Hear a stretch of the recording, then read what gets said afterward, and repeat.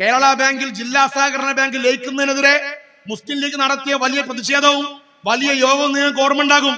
അത് എന്തിനായിരുന്നു എന്ന് കേരള ബാങ്കിൽ ജില്ലാ സഹകരണ ബാങ്ക് ലയിച്ചപ്പോഴാ നമുക്ക് മനസ്സിലായത്. 3 മാസം മുമ്പ് ഒരു 10-60 ലക്ഷം രൂപ ഒരു കെട്ട് ചാക്കിലാക്കി എടക്കര സർവീസ് സഹകരണ ബാങ്കിൽ കൊണ്ടുപോയി അടച്ചു ഇസ്മായിൽ മുത്തടം. ഇല്ലെന്ന് പറയാൻ ധൈര്യമുണ്ടോ ലീഗർക്ക്? ഞാൻ ഈ പറയുന്ന കാര്യം അവാസ്തവമാണെന്ന് പൊതുയോഗം നടത്തി ഒരു സ്റ്റേറ്റ്മെന്റ് എടുത്ത് ഇസ്മായിൽ മുത്തടത്തിന്റെ വായ്പയുടെ അക്കൗണ്ടിന്റെ സ്റ്റേറ്റ്മെന്റ് എടുത്ത് സത്യം വെളിപ്പെടുത്താൻ നിങ്ങൾ തയ്യാറുണ്ടോ? ഈ ഏജൻസി വർക്കുകളെ സംബന്ധിച്ച് 2020 മുതൽ 24 വരെയുള്ള ഓഡിറ്റ് റിപ്പോർട്ടിന്റെ ചില ഭാഗങ്ങൾ ഞാൻ വായിക്കാം.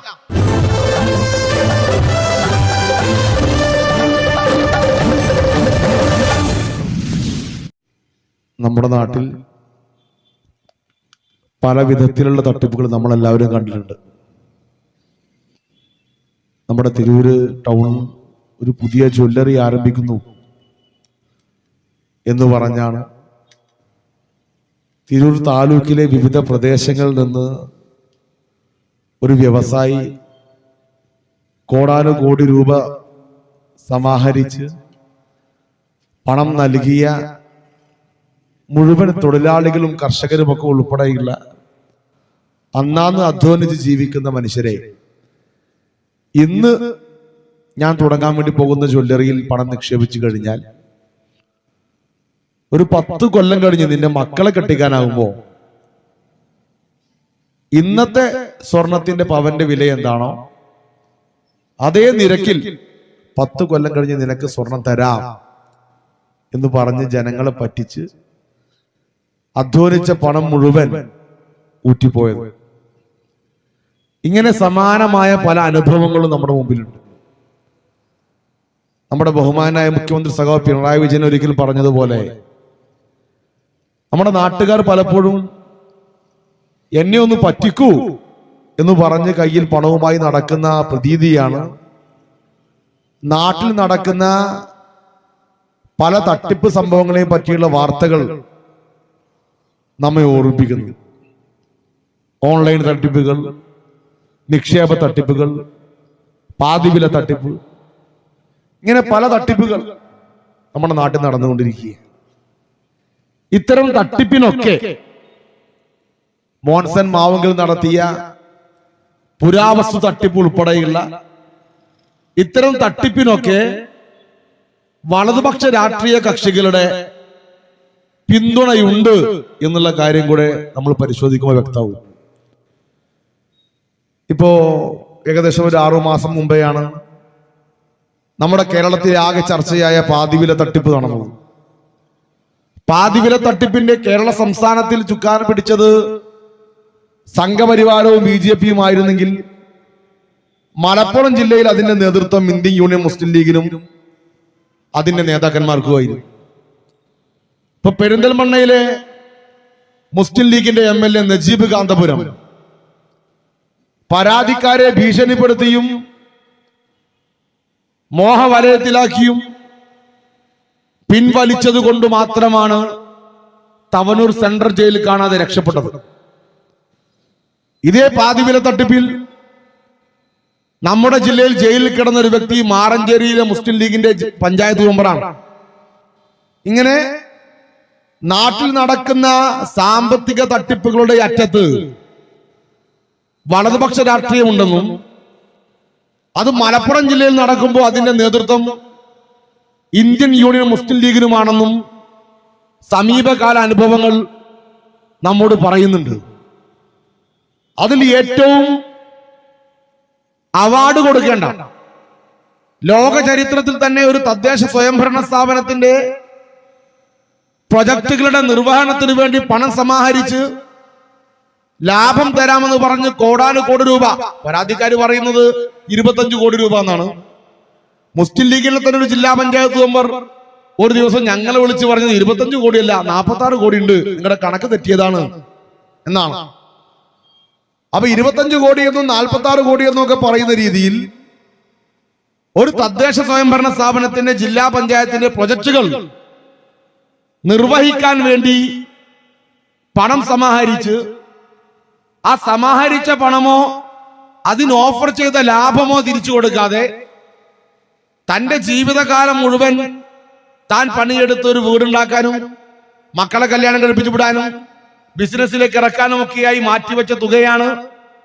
തന്റെ നേതാക്കൾ വന്ന് ചോദിക്കുമ്പോൾ മുസ്ലിം ലീഗിന്റെ നേതാവ്, ജില്ലയിലെ മുസ്ലിം യൂത്ത് ലീഗിന്റെ വൈസ് പ്രസിഡന്റ്, MSF മുൻ ജില്ലാ പ്രസിഡന്റ് സ്വർഗത്തിലേക്ക് പോകുമെന്ന് ലീഗുകാർ പ്രസംഗിക്കുന്ന കോണി ചിഹ്നത്തിൽ വോട്ട് ചെയ്ത് ജില്ലാ പഞ്ചായത്ത് മെമ്പറാക്കിയ TP ഹാരിസ് വന്ന് ചോദിച്ചപ്പോ എടുത്തു കൊടുത്തത് തന്റെ ജീവിതകാലം മുഴുവൻ അധ്വാനിച്ച പണമാണ്.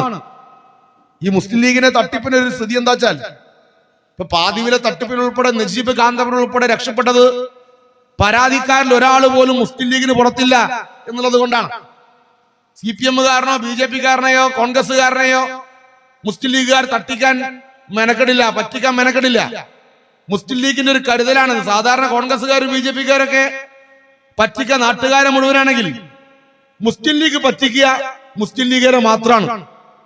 മുസ്ലിം ലീഗിന്റെ അണികൾ, മുസ്ലിം ലീഗിന്റെ പ്രവർത്തകർ, മുസ്ലിം ലീഗിന്റെ നേതാക്കന്മാരുടെ തട്ടിപ്പിനിരയാകുന്ന വിക്ടിമുകൾ, ഇരകൾ മാത്രമായി മാറിക്കൊണ്ടിരിക്കുകയാണ്.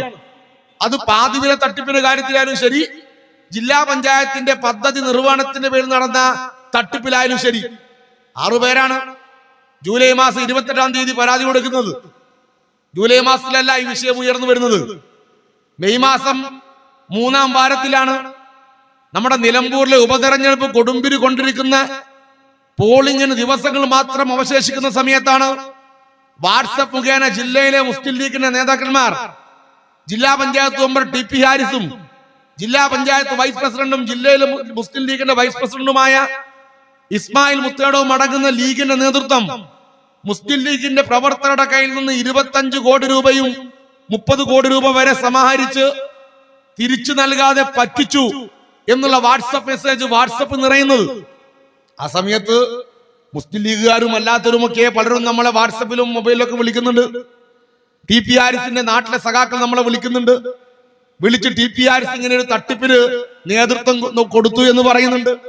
ആ സമയത്ത് നമ്മൾ സ്വീകരിച്ച സമീപനം, വാട്സപ്പിലെ മെസ്സേജ് കണ്ട് സമരമെടുത്ത് വാട്സപ്പ് യൂണിവേഴ്സിറ്റിയിൽ ഹർത്താൽ നടത്തി ജയിലിൽ പോയ SDPIക്കാരെയും മുസ്ലിം ലീഗുകാരെയും പോലെ ഒരു സമീപനം സ്വീകരിക്കാൻ കമ്മ്യൂണിസ്റ്റ് പാർട്ടി ഓഫ് ഇന്ത്യ മാർക്സിസ്റ്റിന് കഴിയില്ല. പരാതിയും തെളിവും വരുന്ന സമയത്ത് ഈ വിഷയം ഏറ്റെടുക്കാം എന്നുള്ള സമീപനമാണ് മെയ് മാസത്തിൽ ഉയർന്നു വന്ന വിഷയത്തിൽ നമ്മൾ എടുത്തത്. മെയ് മാസം കഴിഞ്ഞു, ജൂൺ മാസം കഴിഞ്ഞു, ജൂലൈ മാസം ആദ്യമായപ്പോ ചന്ദ്രിക പത്രത്തിൽ ഒരു കാക്കോളം വാർത്തയാണ് നമ്മൾ കാണുന്നത്. TP ഹാരിസ്, മുസ്ലിം ലീഗിന്റെ ജില്ലാ പഞ്ചായത്ത് മെമ്പർ TP ഹാരിസിനെ മുസ്ലിം ലീഗിൽ നിന്ന് സസ്പെൻഡ് ചെയ്തു എന്നാണ് ആ വാർത്ത. എന്തിനാണ് ആ വാർത്ത? എന്തിന് സസ്പെൻഡ് ചെയ്തു എന്ന് വാർത്തയിലില്ല. എന്താണ് അയാൾക്കെതിരെ സസ്പെൻഷന് ഇടയായ, നടപടിക്ക് ഇടയായ പ്രശ്നമെന്നുള്ളത് വാർത്തയിലില്ല. എന്നാൽ TP ഹാരിസിനെ സസ്പെൻഡ് ചെയ്തു എന്നുള്ള കാക്കോളം വാർത്ത ഏതൊക്കെയോ മുസ്ലിം ലീഗിന്റെ പ്രവർത്തകരെ പറഞ്ഞ് സമാധാനിപ്പിക്കാൻ വേണ്ടി മാത്രം നൽകിയ വാർത്തയാണതെന്ന് ഒറ്റ നോട്ടത്തിൽ കണ്ടാൽ മനസ്സിലാകും.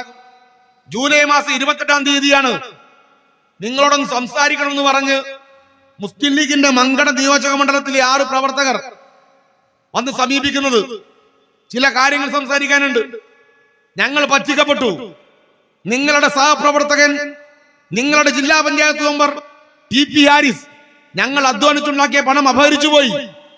നിങ്ങൾ ഇതിന്റെ വാർത്ത കണ്ടിട്ടും വാട്സപ്പ് മെസ്സേജ് കണ്ടിട്ടും അതിനുശേഷം 2 ജില്ലാ പഞ്ചായത്ത് ബോർഡ് യോഗങ്ങൾ കഴിഞ്ഞിട്ടും ഇതിനെ സംബന്ധിച്ച് ചോദിക്കാനോ ഒരു പ്രതിഷേധം ഉന്നയിക്കാൻ പോലുമോ നിങ്ങൾ തയ്യാറായില്ല. അതിൽ ഞങ്ങൾക്ക് വിമർശനമുണ്ട് എന്ന് പറഞ്ഞ് മുസ്ലിം ലീഗിന്റെ 6 പ്രവർത്തകർ ഞങ്ങളെ വന്ന് കണ്ടു. ഞങ്ങൾ പറഞ്ഞു, പരാതി കൊടുക്കും. നിങ്ങൾ പരാതിയില്ലാതെ നമ്മൾ ഒരു പ്രതിഷേധം എടുത്തു കഴിഞ്ഞാൽ മുസ്ലിം ലീഗാണ് ഒരു ഘട്ടം കഴിഞ്ഞവരെല്ലാരും കൂടി കോംപ്രമൈസ് ആക്കും. പാതിവില തട്ടിപ്പിന്റെ കാര്യത്തിൽ അതാണ് ഉണ്ടായത്. മുസ്ലിം ലീഗുകാർ മലപ്പുറം ജില്ലയിൽ നടത്തുന്ന എണ്ണിയാൽ ഒടുങ്ങാത്ത തട്ടിപ്പുകളുടെ കാര്യത്തിൽ പരാതിക്കാർ മുഴുവൻ മുസ്ലിം ലീഗിന്റെ പ്രവർത്തകർ തന്നെയാണ് എന്നുള്ളത് കൊണ്ട് അത് ഒരു ഘട്ടത്തിൽ കോംപ്രമൈസ് ആയി പോകുന്ന സമീപനമാണ്, അനുഭവമാണ് നമ്മുടെ മുമ്പിലുള്ളത്. അതുകൊണ്ട് പരാതിയില്ലാതെ ഈ വിഷയം എടുക്കാൻ കഴിയില്ല എന്ന് നമ്മൾ പറഞ്ഞു. നമ്മൾ സമരം എടുത്തു കഴിഞ്ഞ് മുസ്ലിം ലീഗിന്റെ പ്രത്യേകത ഞാൻ പറഞ്ഞല്ലോ. ഈ ലോകത്ത് തന്നെ സ്വന്തം അണികളെ നോക്കി പറ്റിക്കുന്ന, സ്വന്തം അണികളുടെ സമ്പാദ്യം മാത്രം ഊറ്റുന്ന, സ്വന്തം അണികളുടെ സ്വത്ത് മാത്രം പറ്റിക്കുന്ന, തട്ടിപ്പ് നടത്തി എടുക്കുന്ന ഒരു രാഷ്ട്രീയ പാർട്ടി ഇന്ത്യൻ യൂണിയൻ മുസ്ലിം ലീഗ് മാത്രമാണുള്ളത്. ആ ലീഗിന്റെ പ്രവർത്തകരുടെ വാക്കാലുള്ള പരാതി കേട്ട് നമ്മൾ ഒരു പ്രതിഷേധം എടുക്കാൻ പോയി കഴിഞ്ഞാൽ പരാതി എവിടെ ചോദിച്ചു ലീഗ് വരും, അവസാനം വാദിയായി നമ്മൾ പ്രതിയാകും. അതുകൊണ്ട് അതിന് ഞങ്ങൾ മെനക്കെടില്ല. നിങ്ങൾ പരാതി കൊടുക്ക്. പരാതി കൊടുത്തു കഴിഞ്ഞാൽ അതിന് തെളിവുണ്ടെങ്കിൽ പോലീസ് ആക്ഷൻ എടുക്കുകയാണെങ്കിൽ നിങ്ങളുടെ കൂടെ ഞങ്ങളുണ്ട്. അവർ പറഞ്ഞു ഞങ്ങളിന്ന് പരാതി കൊടുക്കാൻ തീരുമാനിച്ചിട്ടുണ്ട്. മലപ്പുറം SP ഞങ്ങളിന്ന് പോയി കാണുന്നുണ്ട്. നിങ്ങൾ നിങ്ങളുടെ പാർട്ടി എന്ന നിലക്ക് SP ഒന്ന് ബന്ധപ്പെടണം, ഈ കേസ് ഒന്ന് സീരിയസ് ആയി എടുക്കാൻ വേണ്ടി ആവശ്യപ്പെടണം.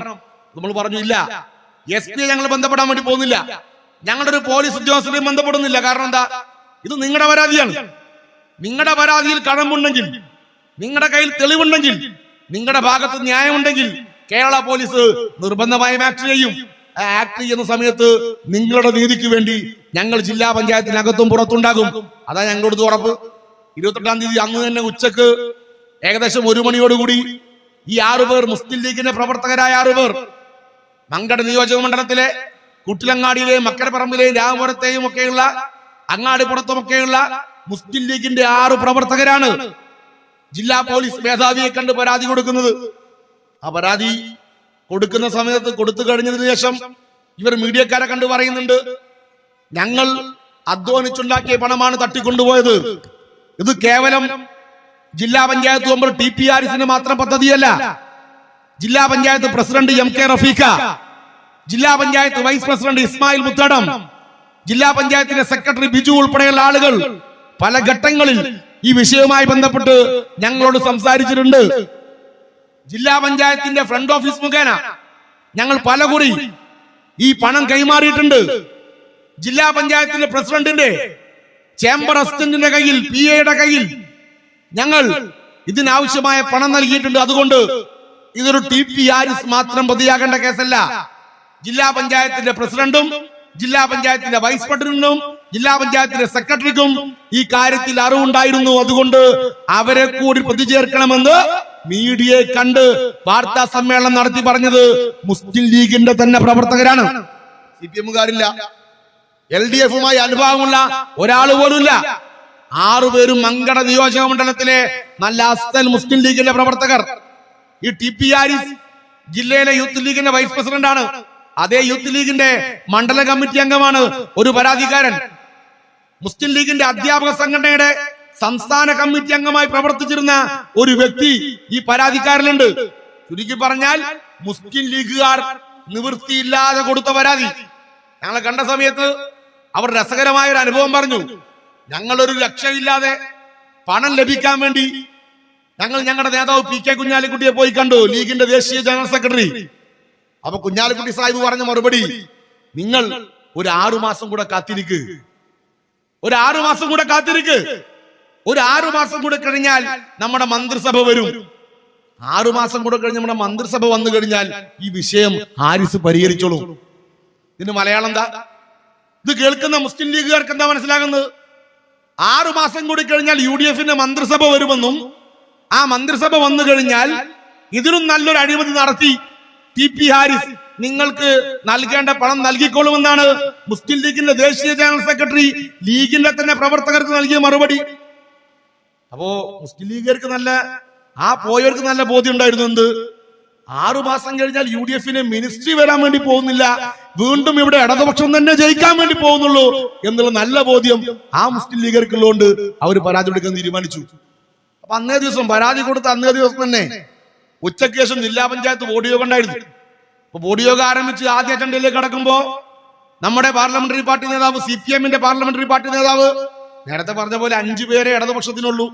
32-ൽ വെറും 5 പേരെ ഇടതുപക്ഷ അംഗങ്ങളുള്ളൂ. പക്ഷേ ആ 5 പേർ മതി മുസ്ലിം ലീഗിന്റെ അഴിമതി പുറത്തു കൊണ്ടുവരാൻ എന്ന് തെളിയിക്കുന്ന അനുഭവമാണ് കഴിഞ്ഞ കുറച്ച് ദിവസമായി മലപ്പുറം സാക്ഷ്യം വഹിച്ചുകൊണ്ടിരിക്കുന്നത്. നമ്മുടെ പാർലമെന്ററി പാർട്ടി നേതാവ് മോഹൻദാസ് സഖാവ് എഴുന്നേറ്റ് പറഞ്ഞു, പ്രസിഡന്റ് അജണ്ടയിലേക്ക് കടക്കല്ലേ. അജണ്ടയിലേക്ക് കടക്കുന്നതിന് മുമ്പ് പ്രധാനപ്പെട്ട മറ്റൊരു കാര്യമുണ്ട്. നമ്മുടെ സഹപ്രവർത്തകൻ TP ഹാരിസ് കഴിഞ്ഞ 3 മാസക്കാലമായി ജില്ലാ പഞ്ചായത്ത് ബോർഡ് യോഗത്തിൽ പങ്കെടുക്കുന്നില്ല. അയാൾക്കെതിരെ ഇന്ന് ഉച്ചക്ക് മുസ്ലിം ലീഗിന്റെ പ്രവർത്തകർ തന്നെ പരാതി നൽകിയിട്ടുണ്ട്. അതിനെക്കുറിച്ച് ഈ ബോർഡ് യോഗത്തിൽ പ്രഥമ പരിഗണന നൽകി ചർച്ചയാവണമെന്ന് പറഞ്ഞു. പ്രസിഡന്റ് പറഞ്ഞു, അല്ല അവസാനം ചർച്ച ചെയ്യാം. അവസാനം ചർച്ച എന്ന് പറഞ്ഞാൽ എന്താ? ഞങ്ങൾക്ക് മുന്നേ ഇതുപോലൊരു അനുഭവം ഉണ്ട്. അവസാനം ചർച്ച ചെയ്യാന്ന് പറഞ്ഞ് ബോർഡ് യോഗത്തിന്റെ അജണ്ട കഴിഞ്ഞപ്പോ ആ യോഗം അവസാനിച്ചു എന്ന് പറഞ്ഞ് പ്രസിഡന്റൊക്കെ നീറ്റങ്ങ് പോയി. ആ അനുഭവം ഞങ്ങളുടെ മുമ്പിലുള്ളതുകൊണ്ട് അനുഭവം ഗുരുന്നാണല്ലോ. അല്ല, കഴിയില്ല, ആദ്യം തന്നെ വിഷയം ചർച്ച ചെയ്യണമെന്ന് പറഞ്ഞു. ഓ പ്രസിഡന്റിന്റെ മറുപടി, ചർച്ച ചെയ്യാൻ കഴിയില്ല, ഞങ്ങൾക്ക് പരാതിയൊന്നും കിട്ടിയിട്ടില്ല എന്നാ. ഞങ്ങൾ ചോദിച്ചു, അല്ല പ്രസിഡന്റ്, നിങ്ങൾ DGP അല്ലല്ലോ, നിങ്ങൾ പോലീസ് ഉദ്യോഗസ്ഥല്ലല്ലോ, തട്ടിപ്പ് കേസിൽ, സാമ്പത്തിക തട്ടിപ്പ് കേസിൽ നിങ്ങൾക്ക് പരാതി നൽകാൻ നിങ്ങൾ പോലീസ് ഉദ്യോഗസ്ഥയല്ലല്ലോ. പോലീസിലെ ജില്ലാ പോലീസ് മേധാവിക്ക് നിങ്ങളുടെ പ്രവർത്തകർ കൊടുത്ത പരാതിയാണ്. അവർ മീഡിയക്കാരെ കണ്ടു പറഞ്ഞ വീഡിയോ ക്ലിപ്പുകൾ ഞങ്ങളുടെ കയ്യിലുണ്ട്. അവർ കൊടുത്ത പരാതിയുടെ കോപ്പി ഞങ്ങളുടെ കയ്യിലുണ്ട്. അതിനെക്കുറിച്ചാണ് ചർച്ചയാവണമെന്ന് പറഞ്ഞത്. ചർച്ച ചെയ്യാൻ സംഭവിക്കുന്നില്ല. ആ ചർച്ച ചെയ്യാത്തിൽ പ്രതിഷേധിച്ച് ഇടതുപക്ഷം യോഗം ബഹിഷ്കരിക്കുകയും മുദ്രാവാക്യം വിളിച്ച് പുറത്തിറങ്ങി മീഡിയക്കാരെ കാണുകയും ചെയ്തു. മീഡിയക്കാരെ കണ്ട് ഞങ്ങൾ പറഞ്ഞ കാര്യം, ഈ അഴിമതിയിൽ TP ഹാരിസിന് മാത്രമല്ല പങ്കുള്ളത്, മറിച്ച് ജില്ലാ പഞ്ചായത്തിലെ പ്രസിഡന്റ്, വൈസ് പ്രസിഡന്റ്, സെക്രട്ടറി എന്നിവർക്ക് പങ്കുണ്ട്. അതേസമയം ജില്ലാ പഞ്ചായത്തിലെ മുഴുവൻ മുസ്ലിം ലീഗിന്റെ അംഗങ്ങളും മുഴുവൻ കോൺഗ്രസിന്റെ അംഗങ്ങളും ഈ അഴിമതിയിൽ ഭാഗമാണ് എന്ന് ഞങ്ങൾ ഇപ്പോൾ പറയുന്നില്ല. ഞങ്ങൾ അങ്ങനെ വിശ്വസിക്കുന്നില്ല എന്നാണ്. അപ്പൊ പരാതി ലഭിക്കാത്തത് കൊണ്ട് ചർച്ച ചെയ്യാൻ വേണ്ടി കഴിയില്ല എന്ന് പറഞ്ഞ പ്രസിഡന്റ് 2 ദിവസം കഴിഞ്ഞപ്പോൾ TP ഹാരിസ് മുംബൈയിൽ എയർപോർട്ടിൽ നിന്ന് വിദേശത്തേക്ക് കടക്കാൻ ശ്രമിക്കുന്നതിനിടെ അറസ്റ്റിലായി. അപ്പൊ TP ഹാരിസ് അറസ്റ്റിലായപ്പോ മനസ്സിലായത് കാര്യപന്തിയല്ല, സ്വന്തം മുഖം വെളുപ്പിക്കണം, അതിനുവേണ്ടി ഒരു വാർത്താ സമ്മേളനം വിളിക്കണം. വാർത്താ സമ്മേളനം വിളിച്ചു പറഞ്ഞു, ഞങ്ങൾ കിട്ടിയ പരാതിയുടെ അടിസ്ഥാനത്തിൽ ഒരു അന്വേഷണം നടത്തി റിപ്പോർട്ട് വന്നു. മീഡിയക്കാർ ചോദിച്ചു, എല്ലാ പ്രസിഡന്റ് എന്താ റിപ്പോർട്ട്, ആരൊക്കെയാണ് കുറ്റക്കാർ? പ്രസിഡന്റ് പറഞ്ഞു, ഇല്ല, ആരും കുറ്റക്കാരല്ല. TP ഹാരിസ് നടത്തിയ സാമ്പത്തിക തട്ടിപ്പ് TP ഹാരിസിന് മാത്രമേ പങ്കുള്ളൂ, വേറെ ആർക്കും പങ്കില്ല. അപ്പോ മീഡിയക്കാർ ചോദിച്ചു, എല്ലാ പ്രസിഡന്റ് ആരാ അന്വേഷിച്ചത്? അല്ല, ജില്ലാ പഞ്ചായത്തിന്റെ സെക്രട്ടറി ബിജുവാണ് അന്വേഷിച്ചത്. അപ്പൊ ആരാണ് ഈ ബിജു? നമ്മുടെ ഒരു നാട്ടിലൊരു കളവുണ്ടായി. തുപ്പറങ്ങോട് ആലിങ്കൽ അങ്ങാടിയിൽ ഒരു ദിവസം രാത്രി 2 പേർ മോഷണത്തിന് വേണ്ടി ഇറങ്ങി. അതിലൊരാൾ പിടിക്കപ്പെട്ടു. പിറ്റേന്നൊരു അന്വേഷണം പ്രഖ്യാപിച്ചു. അന്വേഷിക്കുന്ന ഉദ്യോഗസ്ഥൻ, അന്വേഷിക്കുന്ന വ്യക്തി, ചുമതലപ്പെടുത്തിയ വ്യക്തി രണ്ടാമത് കൂടെ കക്കാൻ ഇറങ്ങിയ കൂട്ടുകള്ളൻ. ഈ കൂട്ടുകള്ളൻ അന്വേഷിച്ച് റിപ്പോർട്ട് വെക്കുകയാണ് നാട്ടുകാരുടെ മുമ്പിൽ. ആ മോഷണത്തിൽ പിടിയിലായ 1-ാം പ്രതിക്ക് മാത്രമേ പങ്കുള്ളൂ, എനിക്കോ എന്റെ കൂട്ടക്കാർക്കോ യാതൊരു പങ്കില്ല. അതിന് സമാനമായ അനുഭവമാണ്. ജില്ലാ പഞ്ചായത്ത് മെമ്പർ TP ഹാരിസ് നടത്തിയ സാമ്പത്തിക തട്ടിപ്പിനെ സംബന്ധിച്ച അന്വേഷണം നടത്തിയത് ജില്ലാ പഞ്ചായത്തിന്റെ സെക്രട്ടറി. TP ഹാരിസ് ജയിലിൽ കിടക്കുന്ന തവനൂർ സെൻട്രൽ ജയിലിൽ TP ഹാരിസ് എന്തിന്റെ പേരിലാണോ ആഴ്ചകളായി കിടക്കുന്നത്, അതേ കേസിൽ, അതേ FIR-ൽ 2-ാം പ്രതിയായ ജില്ലാ പഞ്ചായത്തിന്റെ സെക്രട്ടറി ബിജു. മുസ്ലിം ലീഗിനല്ലേ ഇതൊക്കെ നടക്കുള്ളൂ? ഈ ലോകത്തെ വേറെ ഏതെങ്കിലും ജനാധിപത്യ സമ്പ്രദായത്തിൽ വിശ്വസിക്കുന്ന, പ്രവർത്തിക്കുന്ന വേറെ ഏതെങ്കിലും രാഷ്ട്രീയ പാർട്ടി ഇങ്ങനെ കൂട്ടുകള്ളനെ കൊണ്ട് 1-ാം പ്രതിക്കെതിരെ, 1-ാമത്തെ കള്ളനെതിരെ അന്വേഷണം നടത്താൻ ധൈര്യം കാണിക്കോ? എന്നാൽ മലപ്പുറം ജില്ലയിലെ മുസ്ലിം ലീഗ് അതിന് ധൈര്യം കാണിച്ചു. ധൈര്യം കാണിച്ചത് മാത്രമല്ല, അത് മീഡിയക്കാരോട് പറഞ്ഞു. നമ്മുടെ പോയിന്റ് അതല്ല, അവർ അന്വേഷണം നടത്തിയല്ല നമ്മുടെ പ്രശ്നം. പരാതിയില്ല എന്ന് പറഞ്ഞ് ഇടതുപക്ഷത്തിന്റെ ചർച്ച എന്നുള്ള ആവശ്യം നിരാകരിച്ച ജില്ലാ പഞ്ചായത്തിന്റെ പ്രസിഡന്റിന്, ജില്ലയിലെ മുസ്ലിം ലീഗിന് പരാതി ഇപ്പൊ എവിടുന്ന് കിട്ടി? ഇപ്പൊ പരാതിയൊന്നുമില്ല.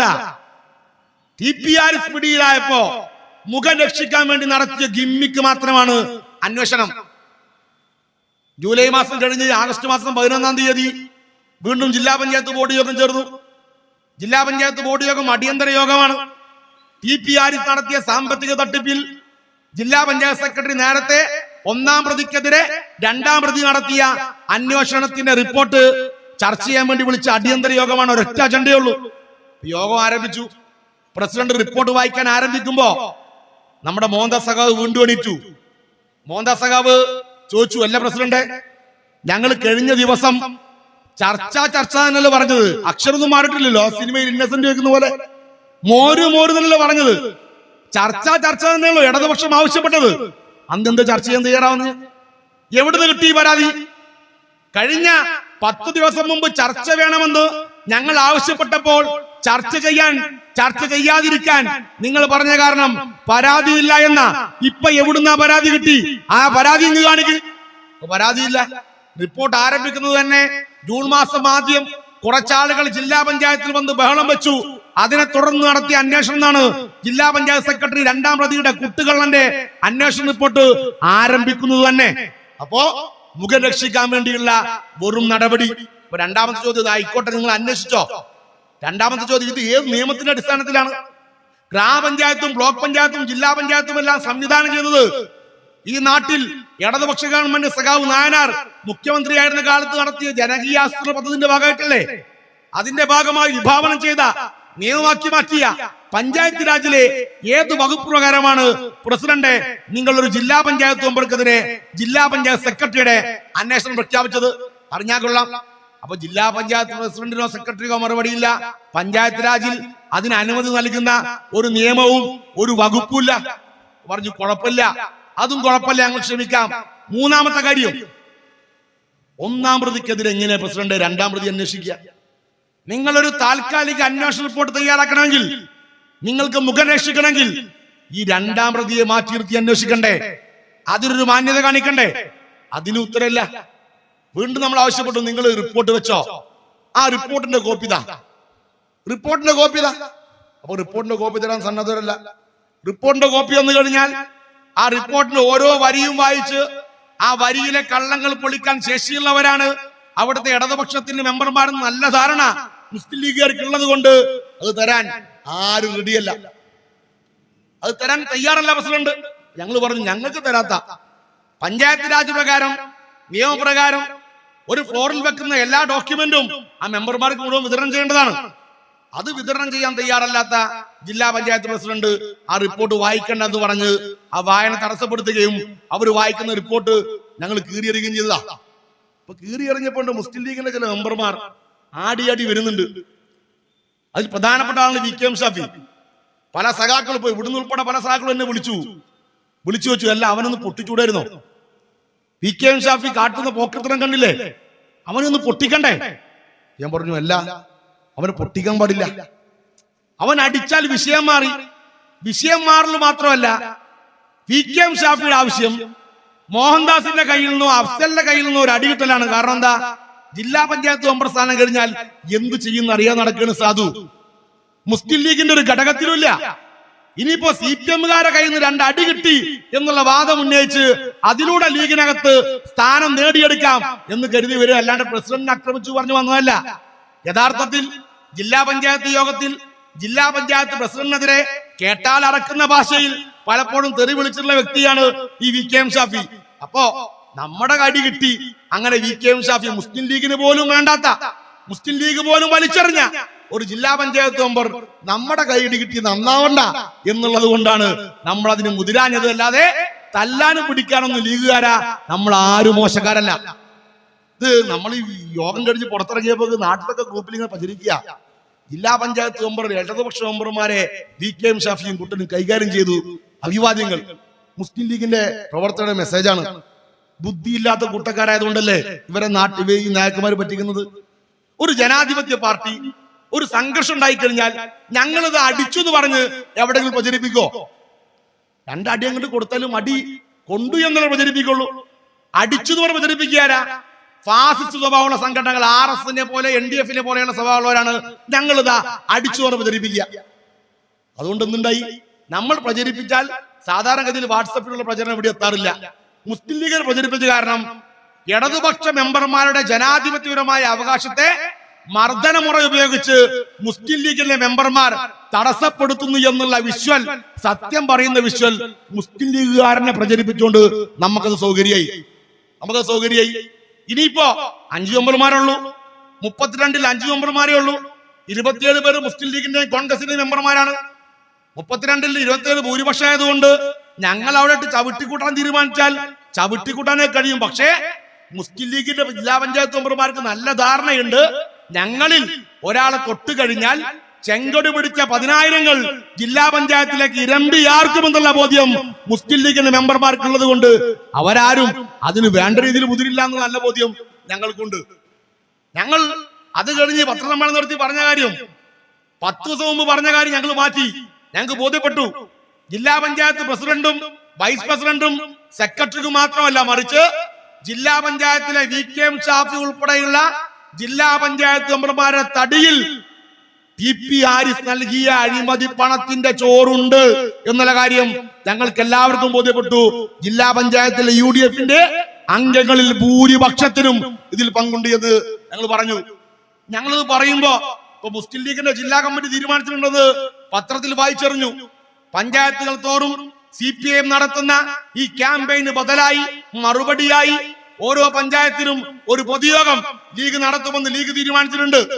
ലീഗ് അങ്ങനെ പൊതുയോഗം നടത്തുന്നുണ്ടെങ്കിൽ ലീഗ് പറയേണ്ട ഒരു കാര്യം, ഒന്ന് രണ്ട് മറുപടികൾ ഞങ്ങൾ ആഗ്രഹിക്കുന്നു. അതൊന്ന് ഈ ആലിങ്ങൽ അങ്ങാടിയിലെ ലീഗിന്റെ എന്റെ പ്രസംഗം കേൾക്കുന്ന ആളുകൾ ലീഗ് നേതാക്കന്മാരോട് പോയി പറയുകയും ആലിങ്ങലിലോ ആലത്തിയൂരിലോ ചമ്രോട്ടത്തോ പൊതുയോഗം നടത്തുമ്പോ മറുപടി പറയാൻ വേണ്ടി പൊതുയോഗം നടത്തുമ്പോ ഇതിന് മറുപടി വേണം നേതാവേ എന്ന് കൂടെ ഒന്ന് പറഞ്ഞു കൊടുക്കണം. ഒന്നാമത്തെ കാര്യം, ജില്ലാ panchayat president, vice president, secretary ഉൾപ്പെടെയുള്ള ആളുകൾക്ക് ഇതിൽ പങ്കുണ്ട് എന്ന് ഞങ്ങൾ വെറുതെ പറയുന്ന കാര്യമല്ല. ജില്ലാ പഞ്ചായത്തിന്റെ പ്രസിഡന്റ് MK റഫീഖയുടെ ഭർത്താവ് ഉമറുദ്ദീനും കമറുദ്ദീനും മാറണത്. നേരത്തെ ഷാജി തടൂർ കമറുദ്ദീന്റെ കാര്യം പറഞ്ഞു. അത് കാസർഗോഡ് ഫാഷൻ ഗോൾഡ് തട്ടിപ്പിൽ നേരത്തെ ജയിലിൽ കിടന്ന ലീഗിന്റെ മുൻ MLA ആണ്. ഒക്കെ ദീനാണ്. ദീന് വിട്ട് പരിപാടിയില്ല, മതം പറഞ്ഞല്ലാതെ വോട്ട് പിടിക്കില്ല. പക്ഷേ നാട്ടുകാരെ പറ്റിക്ക മെയിൻ തൊഴിൽ. ഉമറുദ്ദീൻ ജില്ലാ പഞ്ചായത്ത് പ്രസിഡന്റ് MK റഫീഖയുടെ ഭർത്താവ് 1.5 കൊല്ലം മുമ്പ് 1 മാസത്തോളം ജയിലിൽ കിടന്നു. എന്തിനു വേണ്ടിയിട്ടാ? നേരത്തെ പറഞ്ഞല്ലോ, സമരം ചെയ്തിട്ടല്ല, സമുദായത്തിന് വേണ്ടി മുദ്രാവാക്യം വിളിച്ചിട്ടല്ല, സമുദായത്തിന് വേണ്ടി സഹന സമരം നടത്തിയിട്ടല്ല, മറിച്ചോ ഈ നാട്ടിലെ മുസ്ലിം ലീഗ് നടത്തുന്ന മൂർക്കനാട് സർവീസ് സഹകരണ ബാങ്കിന്റെ സെക്രട്ടറി ആയിരിക്കെ ആ ബാങ്കിൽ നിന്ന് 18 ലക്ഷം രൂപ അടിച്ചു മാറ്റി എന്നുള്ള കുറ്റത്തിനാണ് അദ്ദേഹം ജയിലിൽ പോയത്. അദ്ദേഹം ജയിലിൽ പോയി 1 മാസത്തോളം ജയിലിൽ കിടന്നു. ഈ നാട്ടിൽ ആരെങ്കിലും അറിഞ്ഞോ? ഇപ്പൊ TP ഹാരിസ് ലീഗിന്റെ ജില്ലാ പഞ്ചായത്ത് ജയിലിൽ കിടക്കുന്നു. നാട്ടുകാർ അറിയുന്നുണ്ടോ? മറിച്ച് ഈ തിപ്പണങ്കോട് പഞ്ചായത്തിലെ ഏതെങ്കിലും ഒരു ഇടതുപക്ഷ വാർഡ് മെമ്പർ ഏതെങ്കിലും ഒരു അഴിമതി കേസിൽപ്പെട്ട് ജയിലിൽ കിടക്കുകയാണെങ്കിൽ ഇന്ന് കേരളമാകെ ചർച്ചയാകും. ഈ സമയത്താണ് TP ഹാരിസ് എന്ന് പറയുന്ന ജില്ലാ പഞ്ചായത്ത് മെമ്പർ ജയിലിൽ കിടക്കുന്നത്. അതൊരു ചർച്ചയല്ല. ഈ ജില്ലാ പഞ്ചായത്ത് പ്രസിഡന്റിന്റെ ഭർത്താവ് ജയിലിൽ കിടന്നാൽ ചർച്ചയില്ല. ഇതാണ് മാധ്യമ പ്രവർത്തനം എന്നുള്ളത് കൂടെ ഇതിനിടയിൽ സൂചിപ്പിച്ചു പോവാണ്. ഈ ഉമറുദ്ദീൻ ജയിലിൽ കിടന്ന 18 ലക്ഷത്തിന്റെ കേസ് 1.5 കൊല്ലങ്ങൾക്ക് ഇപ്പുറം നമ്മൾ പരിശോധിച്ച് നോക്കിയാൽ മൂർക്കനാട് സർവീസ് സഹകരണ ബാങ്കിൽ എന്തായി ആ കേസ് എന്നൊന്ന് ആലിങ്ങൽ അങ്ങാടിയിലെ ലീഗുകാർ ഒന്ന് പോയി പരിശോധിക്കണം. മനസ്സിലാകും.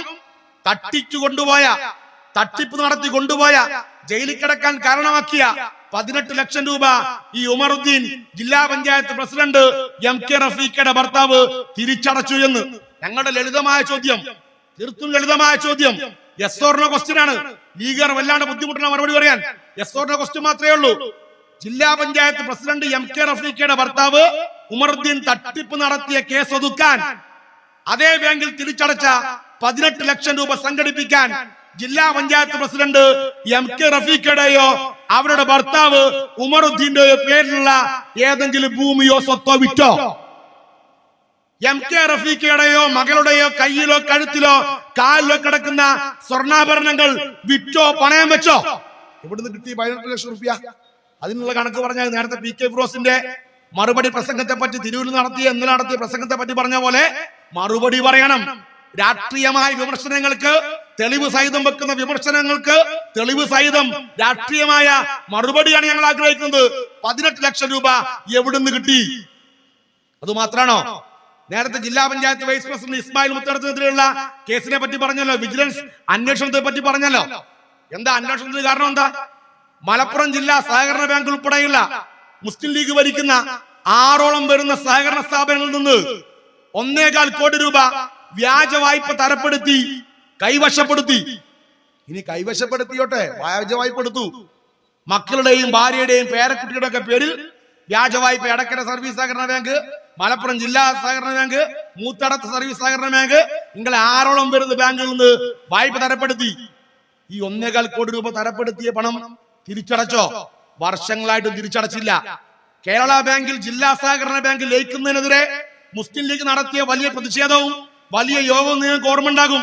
അത് എന്തിനായിരുന്നു എന്ന് കേരള ബാങ്കിൽ ജില്ലാ സഹകരണ ബാങ്കിൽ ലയിച്ചപ്പോഴാ നമുക്ക് മനസ്സിലായത് ഇസ്മായിൽ മുത്തയുടെ അടക്കമുള്ള മുസ്ലിം ലീഗിന്റെ നേതാക്കന്മാർ കോടാനുകോടി രൂപയാണ് ഈ നാട്ടിലെ സാധാരണക്കാരുടെ പണം ഉപയോഗിച്ച് നിർമ്മിച്ച ജില്ലാ സഹകരണ ബാങ്കിൽ നിന്ന് വായ്പയായി എടുത്ത് തിരിച്ചടക്കാൻ ബാക്കിയുള്ളത്.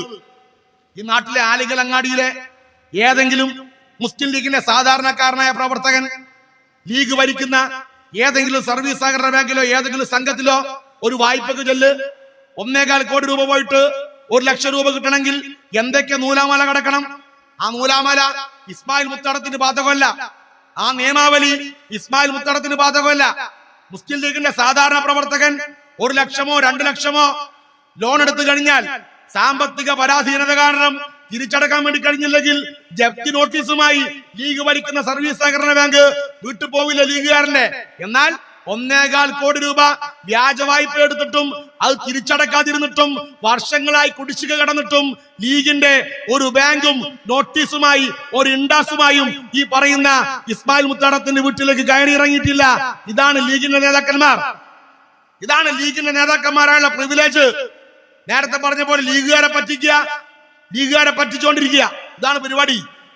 ഈ പരിപാടി അവസാനിപ്പിക്കണമെന്നാണ് ഞങ്ങൾ ആവശ്യപ്പെടുന്നത്.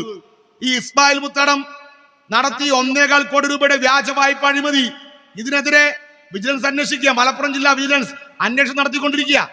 അപ്പൊ അന്വേഷണം ആരംഭിച്ചപ്പോ ഈ കേസ് ഒതുക്കാൻ വേണ്ടി MK റഫീഖയുടെ തന്നെ മാർഗം ഇസ്മായിൽ മുത്തടം സ്വീകരിച്ചു.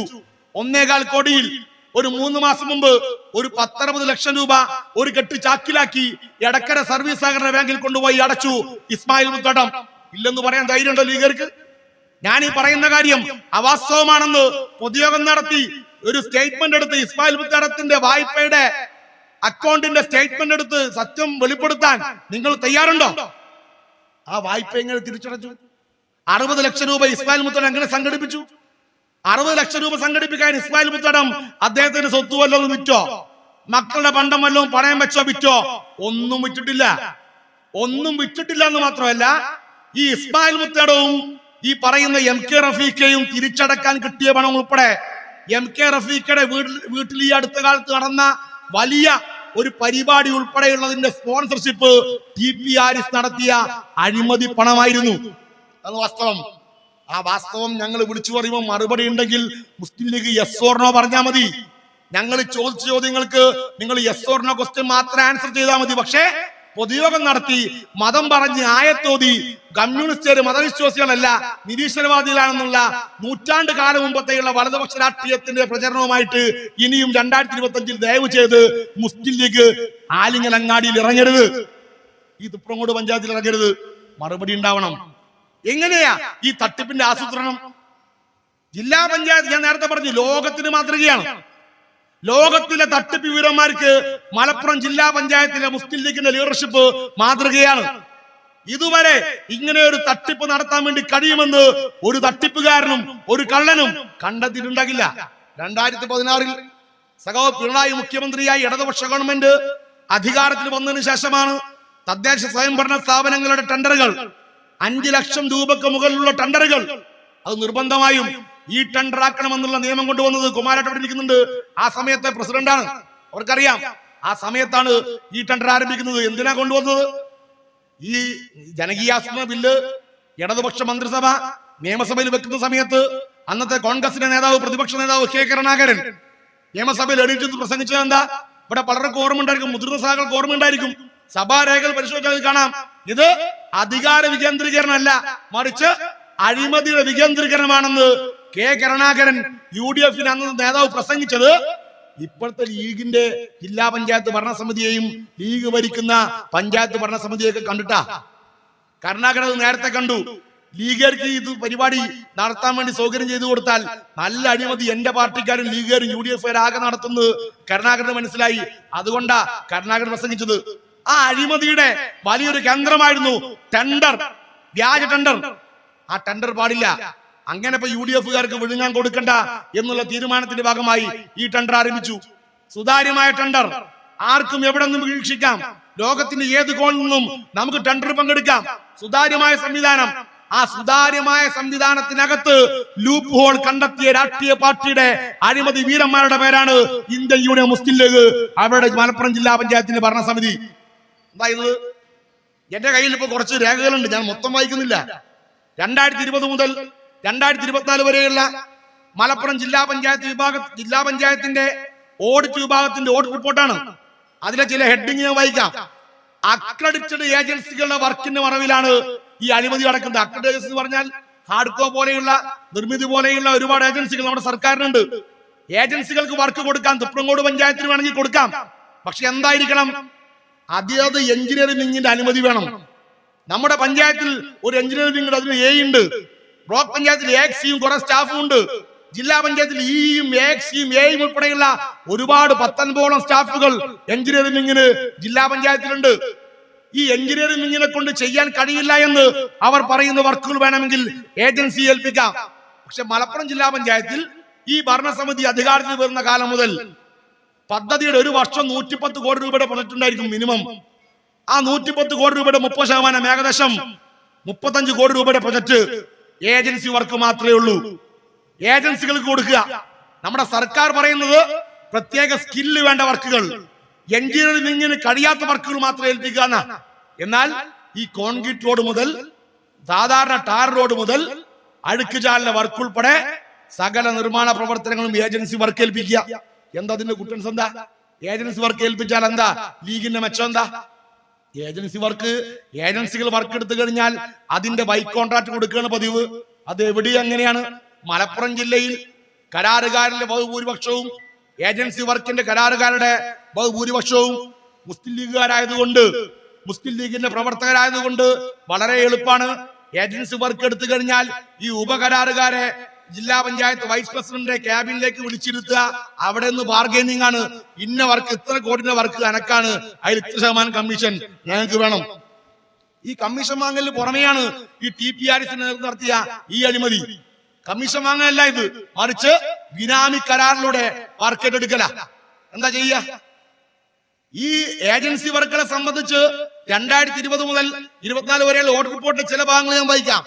2020-21 പറയുന്ന കാര്യം, നടപടിക്രമങ്ങൾ പാലിക്കാതെ അക്രഡിറ്റഡ് ഏജൻസി മുഖേന പ്രൊജക്ട് നിർവഹണം നടത്തുന്നു. 2021-22 പറയുന്ന കാര്യം, അക്രഡിറ്റഡ് ഏജൻസികൾ മുഖേനയുള്ള മരാമത്ത് പ്രവൃത്തികൾ മാർഗരേഖ പാലിക്കുന്നില്ല. ഒരുപാട് മാർഗരേഖ പാലിക്കാത്ത 10-70 വർക്കിന്റെ പേര് കൊടുക്കുന്നുണ്ട്.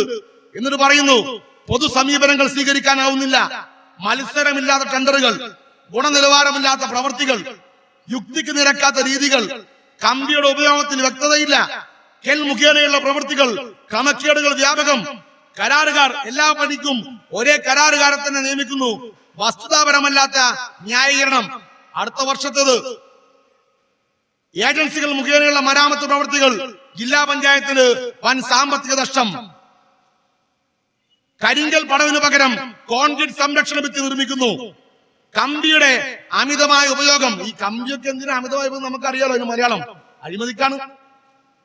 സർക്കാർ അനുമതിയില്ലാതെ വീടുകൾക്ക് ചുറ്റുമതിൽ നിർമ്മിച്ച് നൽകുന്നു. സ്വന്തക്കാർക്ക് ചുറ്റുമതിൽ ഉണ്ടാക്കി കൊടുക്കുക നാട്ടുകാരുടെ പൈസ ഉപയോഗിച്ചിട്ട്. അടുത്തത് തൊട്ടടുത്ത വർഷം അവസാന റിപ്പോർട്ട് ഇതേ വിമർശനം ആവർത്തിക്കുകയാണ്. ഏജൻസികൾ മുഖേനയുള്ള മരാമത്ത് പ്രവൃത്തികൾ ജില്ലാ പഞ്ചായത്തിന് വൻ സാമ്പത്തിക നഷ്ടം. കരാർ ചമക്കുന്നതിന് മുമ്പ് തന്നെ പ്രവൃത്തി തുടങ്ങുന്നു. നോക്കി നിങ്ങൾ, നമ്മുടെ നാട്ടിലൊരു കരാർ എങ്ങനെ, നമ്മളൊരു റോഡ് വർക്ക് ഇപ്പോ പൊളിഞ്ഞു കഴിഞ്ഞ് ആരംഭിക്കണമെങ്കിൽ കരാറാക്കി കഴിഞ്ഞ് ഫുക്കാറാക്കി എത്ര വട്ടം വിളിക്കണം? ഒരു കരാറുകാരനെ എത്ര വട്ടം വിളിക്കണം? ഇവിടെ ജില്ലാ പഞ്ചായത്തിലെ പക്ഷമൊന്നുമില്ല. കരാറാവുന്ന വേണ്ട, കരാറ് വെക്കുകയും വേണ്ട, അതിനു മുമ്പ് തന്നെ പ്രവൃത്തി തുടങ്ങുകയും കഴിയുകയും ചെയ്തതിന് അർത്ഥം എന്താ? ടെൻഡറിൽ മത്സരമില്ലാത്ത ടെൻഡറുകൾ നടക്കുന്നു എന്നുള്ളതാണ്. സർക്കാർ നിർദ്ദേശങ്ങൾക്ക് വിരുദ്ധമായി സംരക്ഷണ ഭിത്തി നിർമ്മിക്കുന്നു. കമ്പിയുടെ അമിതമായ ഉപയോഗം. ഏജൻസികൾ യഥാസമയം പ്രവൃത്തികൾ പൂർത്തീകരിക്കുന്നില്ല. എഞ്ചിനീയറിംഗ് വിഭാഗത്തിന്റെ അഭിപ്രായം മാനിക്കാതെ ഏജൻസികളെ പ്രവൃത്തി ഏൽപ്പിക്കുന്നു. ഞാൻ പറഞ്ഞു, ഒരു വർഷം ഏകദേശം 35-40 കോടി രൂപയുടെ പ്രവൃത്തിയാണ് ഏജൻസി മുഖേന ജില്ലാ പഞ്ചായത്തിൽ നടക്കുന്നത്. 5 കൊല്ലത്തെ ഗുണിച്ചു കഴിഞ്ഞാൽ 200 കോടി രൂപയുടെ വർക്കുകൾ ഇതിനോടകം തന്നെ ഏജൻസി വർക്കായി ഏൽപ്പിച്ചു കഴിഞ്ഞു. ഓരോ ഓഡിറ്റ് റിപ്പോർട്ട് വരുന്ന സമയത്തും ഇടതുപക്ഷം അവിടെ സമരം ചെയ്യാറുണ്ട്. ഓരോ ഓഡിറ്റ് റിപ്പോർട്ട് ചർച്ച സമയത്തും ഇടതുപക്ഷം വലിയ വിമർശനം ഉന്നയിക്കാറുണ്ട്, വാർത്താ സമ്മേളനം നടത്താറുണ്ട്. പക്ഷേ അതൊന്നും ചെവി കൊള്ളാതെ നടക്കുകയാണ് ലീഗിന്റെ പതിവ്. അവസാനത്തെ റിപ്പോർട്ടിൽ പറയുന്ന രസകരമായ ഒരു കാര്യം, ഒരു വീടിന് സർക്കാരിന്റെ ധനസഹായം 4 ലക്ഷം, ലൈഫ് മുഖേന ഉണ്ടാക്കിയ അതേ വീടിന് ചുറ്റുമതിൽ നിർമ്മിക്കാൻ ജില്ലാ പഞ്ചായത്ത് കൊടുക്കുന്നു 7 ലക്ഷം. നമുക്ക് അഴിമതിക്ക് വേറെവിടെയും പോണോ?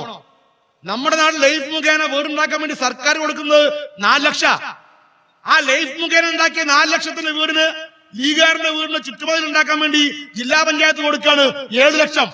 ഇവിടുത്തെ കണക്ക്. ഇത് ഏജൻസി വർക്കുകളെ സംബന്ധിച്ച് ജില്ലാ പഞ്ചായത്ത് ഓഡിറ്റ് വിഭാഗം നടത്തിയ 4 ഘട്ടങ്ങളിലെ ഓഡിറ്റ് റിപ്പോർട്ടാണ്. അതിൽ പ്രധാനപ്പെട്ട കാര്യം ഒന്ന് പറയുന്നത്, ഏജൻസി വർക്കുകൾ ടെൻഡറുകൾ നടപടിക്രമങ്ങൾ പാലിക്കാതെ മത്സരമില്ലാത്ത ടെൻഡറുകൾ, ഞാൻ അതുപോലെ വായിക്കാം. എഞ്ചിനീയറിംഗ് വിങ് മുഖേനയുള്ള പ്രവർത്തികൾ ടെൻഡറിൽ മത്സരം നടക്കുന്നതായും 20% വരെ ടെൻഡർ വില വരുന്നതായും കാണുന്നു. എന്നാൽ ഏജൻസികൾ മുഖേനയുള്ള പ്രവർത്തികളുടെ കാര്യത്തിൽ മത്സരം സാങ്കേതികം മാത്രമാണ്. അതായത് മത്സരമില്ലാ ടെൻഡർ നേരത്തെ ഏത് ഏജൻസി കൊടുക്കണമെന്ന് തീരുമാനിച്ച് 3 ഏജൻസികളെ മിനിമം പങ്കെടുപ്പിച്ച് തീരുമാനിച്ച ഏജൻസിക്ക് നേരത്തെ എസ്റ്റിമേറ്റ് തുക ചോർത്തിക്കൊടുത്ത് ആ ഏജൻസി എസ്റ്റിമേറ്റ് തുക കോട്ട് ചെയ്ത് അതിനേക്കാൾ കുറച്ചു കൂടിയ തുക 2 ഏജൻസികളെ കൊണ്ട് കോട്ട് ചെയ്യിപ്പിച്ച് നേരത്തെ നിശ്ചയിക്കപ്പെടുകയാണ് ആർക്കാണ് ടെൻഡർ കൊടുക്കുക എന്നുള്ളത്. ഇത് ജില്ലാ പഞ്ചായത്ത് നടക്കുകയാണ്. ഇനി മുസ്ലിം ലീഗ് നാളെ പൊതുയോഗം നടത്തി TPRC മാത്രമേ ഇതിൽ റോൾ ഒന്ന് പറയുകയാണെങ്കിൽ ഈ 4 കൊല്ലത്തെ ഏജൻസി റിപ്പോർട്ട്, ഏജൻസിയെ സംബന്ധിച്ചുള്ള ഓഡിറ്റ് റിപ്പോർട്ടില്ലേ, ഓരോ ഓഡിറ്റ് റിപ്പോർട്ടിന്റെ സമയത്തും നിങ്ങളുടെ ചന്ദ്രികാ പത്രം ഒഴികെ ബാക്കിയുള്ള എല്ലാ പത്രമാധ്യമങ്ങളും ജില്ലാ പഞ്ചായത്തിനെതിരെ വരുന്ന ഓഡിറ്റ് വിമർശനങ്ങളെ സംബന്ധിച്ച്, ഓഡിറ്റ് പ്രശ്നങ്ങളെ സംബന്ധിച്ചുള്ള വലിയ കോളം വാർത്തകൾ കൊടുക്കാറുണ്ടായിരുന്നല്ലോ. എന്തുകൊണ്ടാ 5 കൊല്ലത്തിനിടക്ക് ഇത് അവസാനിപ്പിക്കാൻ വേണ്ടി, ഏജൻസി മുഖേന നടക്കുന്ന പ്രവർത്തികളുടെ പേരുള്ള അഴിമതി അവസാനിപ്പിക്കാൻ വേണ്ടി ജില്ലയിലെ മുസ്ലിം ലീഗിന്റെ നേതൃത്വം ഇതിനു വേണ്ടി ഇടപെട്ടില്ല? മറുപടി പറയണം. പൊതുയോഗം നടത്തുമ്പോ എന്തുകൊണ്ട് ഏജൻസി വർക്കുകളെ നിയന്ത്രിക്കാൻ വേണ്ടി, അഴിമതി ഇല്ലാതാക്കാൻ വേണ്ടി ജില്ലയിലെ മുസ്ലിം ലീഗ് ഇടപെട്ടില്ല എന്നുകൂടെ മറുപടി പറയാൻ മുസ്ലിം ലീഗ് മറുപടി പറയാൻ ബാധ്യസ്ഥരാണ്. ഇനി അതുകൊണ്ട് കഴിഞ്ഞ് എങ്ങനെ അഴിമതി നടത്തിയത്? ഞാൻ നേരത്തെ പറഞ്ഞു, ടെൻഡറിന് മത്സരമില്ല, തോന്നിയ പോലെയാണ്. അപ്പൊ നേരത്തെ നിശ്ചയിക്കും ഇന്ന ഏജൻസിക്ക് ടെൻഡർ, ആ ഏജൻസിക്ക് വേണ്ടി ഒരു ഉപകരാറുകാരൻ, ഒരു ബിനാമി കരാറുകാരൻ, ആ ബിനാമി കരാറുകാരൻ തീരുമാനിച്ചു അതിനുവേണ്ടി ഒരു 1 കോടിയുടെ റോഡ് വർക്ക്, ഉദാഹരണം എടുക്കാം, നമുക്ക് 200 കോടിയുടെ വർക്ക് ഇതിനിടയ്ക്ക് എടുത്തു കഴിഞ്ഞിട്ടോ 1 കോടിന്റെ ഉദാഹരണം എടുക്കുന്നുള്ളൂ. 1 കോടിന്റെ റോഡ് വർക്ക് ഇവർ നേരത്തെ TPRCയും പ്രസിഡന്റും വൈസ് പ്രസിഡന്റും സെക്രട്ടറി യോഗം കൂടി തീരുമാനിക്കും. എസ്റ്റിമേറ്റ് പരിശോധിച്ച് 1 കോടിയാണെങ്കിൽ ഒരു 60 ലക്ഷം കൊണ്ട് വർക്ക് തീർക്കാം. എത്ര ക്വാളിറ്റി കുറച്ചിട്ട് വർക്ക് എടുത്താൽ അത്രയും ലാഭം. 60 ലക്ഷം കൊണ്ട് വർക്ക് എടുക്കാം, 40 ലക്ഷം ലാഭം. നോക്കണം, നമ്മുടെ നാട്ടിലെ നികുതി പണാണ്, നമ്മുടെ ജനങ്ങളുടെ പണാണ്. ആ പണം ഉപയോഗിച്ചാണ് ഈ ക്വാളിറ്റി ഇല്ലാത്ത വർക്ക് മുസ്ലിം ലീഗിന്റെ ജില്ലാ പഞ്ചായത്ത് മെമ്പറുടെ നേതൃത്വത്തിലുള്ള ബിനാമി കരാറുകാർ എടുക്കുന്നത്. 60 ലക്ഷം രൂപ ഇപ്പൊ ചെലവാണ്. ആ 60 ലക്ഷം രൂപ ഉണ്ടാക്കാൻ വേണ്ടി ആളുകളെ കണ്ട് പണം പിരിക്കും. ഒരു വർക്കിന് വേണ്ടി മാത്രമല്ല, ഇങ്ങനത്തെ ഒരുപാട് വർക്കുകൾ, ഇങ്ങനത്തെ പല വർക്കുകൾ, ഈ വർക്കിന് വേണ്ടി പണം പിരിക്കും. ഈ പണം പിരിക്കുന്ന ചുമതല ജില്ലാ പഞ്ചായത്ത് മെമ്പർ TPRC മിടുക്കനാണ്. പണം പിരിക്കാൻ ഉഷാറാണ്. പണം പിരിക്കാൻ ഉഷാറുള്ള സ്ഥിതി നമുക്ക് അറിയാലോ. പണം പിരിക്കാൻ ഉഷാറാണ്. ആ ഉഷാറായ TPRC പെട്ടു. TPRC മാത്രം പെട്ടു. നാട്ടുകാരെ കയ്യിൽ നിന്ന് പൈസ വാങ്ങിയത് മൊത്തം TPRC ആണ്. അതുകൊണ്ട് നാട്ടുകാർ മൊത്തം TPRCനെതിരെ പരാതി കൊടുത്തു. TPRC മാത്രം പെട്ടു. എന്നാൽ TPRCന് മാത്രമല്ല പങ്കുള്ളത്. ഈ 60 ലക്ഷം ചെലവഴിച്ച് വർക്ക് എടുത്തു കഴിഞ്ഞാൽ, ബില്ല് മാറി 1 കോടി കിട്ടിക്കഴിഞ്ഞാൽ ഇവർ വീണ്ടും യോഗം ചേരും.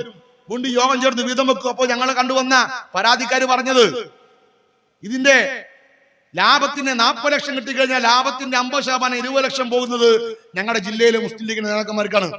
ഞങ്ങൾക്ക് അതിൽ പരാതിയില്ല. കാരണം എന്താ, 10 വർഷമായി കേന്ദ്രത്തിലും കേരളത്തിലും ഭരണമില്ല, ഒരു മാർഗവും ഇല്ല അഴിമതി നടത്താൻ. നേരത്തെ പറഞ്ഞ പോലെ കുറച്ച് തദ്ദേശ സ്വയംഭരണ സ്ഥാപനങ്ങളെ ഉള്ളൂ. അതിൽ ഏറ്റവും വലിയ ചക്കരക്കുടം ഈ ജില്ലാ പഞ്ചായത്താണ്. ആ ജില്ലാ പഞ്ചായത്തിനെ ഉപയോഗപ്പെടുത്തി ഞങ്ങൾ 4 കായ് ഉണ്ടാക്കുമ്പോ ഞങ്ങളുടെ നേതാക്കന്മാർക്കും അതിന്റെ ഷെയർ പോകണമെന്ന് മുസ്ലിം ലീഗിന്റെ ആണി ചിന്തിക്കുന്നതിൽ ഞങ്ങളൊരു തെറ്റും കാണുന്നില്ല. പക്ഷേ നാട്ടുകാരുടെ പണമാണ് ലീഗുകാർ ഈ നക്കി തിന്നത്. ഇങ്ങനെ ശതമാനം വെച്ച് വീതം വെക്കും. സെക്രട്ടറിക്ക് 10%, ഈ പണം ആദ്യം 60 ലക്ഷം ചെലവഴിച്ച ആൾക്ക് 30%, ഇത് സംഘടിപ്പിച്ച ജില്ലാ പഞ്ചായത്ത് TPRCന് 20%, പ്രസിഡന്റിനും വൈസ് പ്രസിഡന്റും ഇത്ര ശതമാനം. ഇങ്ങനെ വീതം വെച്ചാണ് ഈ തട്ടിപ്പ് നടന്നത്. ഇതിനിടക്ക് നാട്ടുകാരുടെ കയ്യിൽ നിന്ന് സമാഹരിച്ച തുക, നാട്ടുകാരുടെ കയ്യിൽ നിന്ന് TPRC ശേഖരിച്ച തുക ഇതിനിടക്ക് എവിടെയോ വെച്ച് TPRC ഇടക്കണ്ട് മുണുങ്ങി, ഇടക്കണ്ട് വിഴുങ്ങി. വീതം വെപ്പിൽ തർക്കമുണ്ടായി. ഈ ഈ വീതം വെപ്പിൽ നടന്ന മുസ്ലിം ലീഗ് നടത്തിയ ജില്ലാ പഞ്ചായത്ത് ഭരണസമിതി നടത്തിയ ഈ വീതം വെപ്പിൽ നടന്ന അഴിമതിയുടെ വീതം വെപ്പിൽ നടന്ന തല്ലും പിടിയുമാണ് ഈ വാർത്ത പുറത്താകാൻ വേണ്ടി സഹായിച്ചത്. അല്ലെങ്കിൽ നമ്മൾ ആരും അറിയാതെ, നമ്മൾ പോലും അറിയാതെ, മുസ്ലിം ലീഗിന്റെ സാധാരണക്കാരായ പ്രവർത്തകർ പോലും അറിയാതെ കോടിക്കണക്കിന് രൂപ അഴിമതി നടത്തി വെട്ടിച്ച് ഇവർ കൊണ്ടുപോകുമായിരുന്നു. TP ഹാരിസ് ഒറ്റക്ക് വിഴുങ്ങാൻ വേണ്ടി നോക്കിയപ്പോഴാണ് ഈ അഴിമതി കഥ പുറത്തു വന്നത്. 1.5 വർഷം കഴിഞ്ഞു സാധുക്കൾ പണം കൊടുത്തിട്ട്. ഈ പണം കൊടുത്ത ആൾക്കാർ വിളിക്കുമ്പോൾ അവസാന ഘട്ടത്തിൽ TP ഹാരിസ് നൽകിയ മറുപടി, ഞങ്ങൾ പരാതി കൊടുക്കുന്നു പറഞ്ഞ മറുപടി രസകരാണ്. ഇതൊക്കെ എങ്ങനെയാണ് പൈസ ഉണ്ടാക്കിയെന്ന് എനിക്കറിയാം. എന്റെ ഒക്കെ പേരിൽ ഇൻകം ടാക്സും ED വരും എനിക്കെതിരെ പരാതി കൊടുത്താൽ. നോക്ക്, 30 കോടി രൂപ സാധാരണക്കാരൻ ലീഗുകാരുടെ കയ്യിൽ നിന്ന് പറ്റിച്ച് കയ്യിലുണ്ടാക്കിയിട്ട് TP ഹാരിസ് വീണ്ടും പറയാ, എനിക്കെതിരെ പരാതി കൊടുത്താൽ EDയെയും ഇൻകം ടാക്സിനെയും നിന്റെ വീട്ടിലേക്ക് അയക്കും, പണത്തിന്റെ സോഴ്സ് നീ കാണിക്കേണ്ടി വരും, നിന്റെ കള്ളപ്പണം നീ ഉത്തരം പറയേണ്ടി വരും. ഇതാണ് ലീഗ്. ഈ ലീഗിലെ ഭരണമില്ലാത്ത, 10 കൊല്ലമായി ഭരണമില്ലാത്ത ലീഗിന് മറുപടി പറയാൻ ലീഗിന്റെ ജില്ലാ പഞ്ചായത്ത് മെമ്പർക്ക് ഈ ധൈര്യമുണ്ടെങ്കിൽ ഒരു ഘട്ടത്തിൽ ഒരു വേള ഈ കേരളത്തിന്റെ ഭരണം ഇനി UDFന് കിട്ടിക്കഴിഞ്ഞാൽ ജില്ലാ പഞ്ചായത്തല്ല, ഈ കേരള സർക്കാരിന്റെ ഖജനാവ് മുഴുവൻ കോരിയെടുത്ത് കൊണ്ടുപോകും. മുസ്ലിം ലീഗിന്റെ നേതാക്കന്മാരുടെ കാര്യത്തിൽ എന്തെങ്കിലും തർക്കമുണ്ടോ? അതല്ലേ കുഞ്ഞാലിക്കുട്ടി പറഞ്ഞത്? 6 മാസം കൂടി നിങ്ങൾ വെയിറ്റ് ചെയ്യുന്നത്. പരാതിക്കാരോട് കുഞ്ഞാലിക്കുട്ടി പറഞ്ഞത് 6 മാസം കഴിഞ്ഞാൽ UDFന്റെ മന്ത്രിസഭ വരുമെന്നും, വരികയാണെങ്കിൽ നല്ല അഴിമതി നടത്തി ഹാരിസ് ഈ പണം തിരിച്ചടക്കുമെന്ന് ഉറപ്പല്ലേ? പക്ഷെ ലീഗുകാർക്ക് 6 മാസം കഴിഞ്ഞാൽ ഇടതുപക്ഷമേ ഇവിടെ ജയിക്കുന്നുള്ള ഉറപ്പുള്ള കാരണം അവർ പരാതി കൊടുക്കാൻ തയ്യാറായി.